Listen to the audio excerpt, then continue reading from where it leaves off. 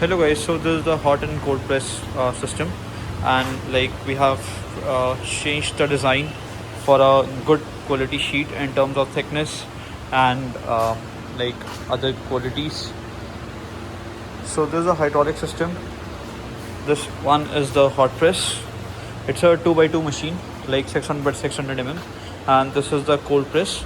And we have added a water cooling system to it to keep the cooling faster. This is hydraulic operated. There's a preparation table, and the working is quite smooth. So this is the temperature controller. This is for the upper plate. This is for the upper plate. This is for the lower plate.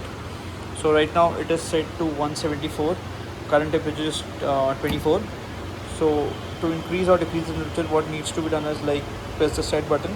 Afterwards, press up or down key, and then press enter key. So it has set to 180 now. So this is the switch for the motor. So as you can see, the motor has started running. So and these are the levers for up and down motion.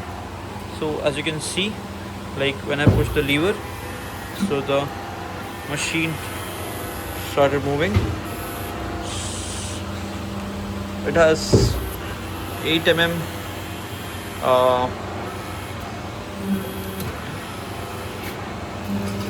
it has 8 mm aluminum sheets, and let me show you inside. We have put the mold right now, just like, and here's the aluminum sheet. So it has good finish and properly milled. And there's a preparation table with the same height, so you can just push your material inside. We provide a handle to push the material, so that just for the safety concerns. And the operation is quite smooth, and the working is quite good. So you can just push your material through and through this setup, and everything will be smoothly done, and your output will be something really good. So yeah, so this is the setup. So this is a 3-phase system. It has a peak load of 9 kilowatt, and yeah, it's like it is the frame is quite sturdy, and the build quality is quite neat, and we tried to give it a good job. So yeah, this is the system.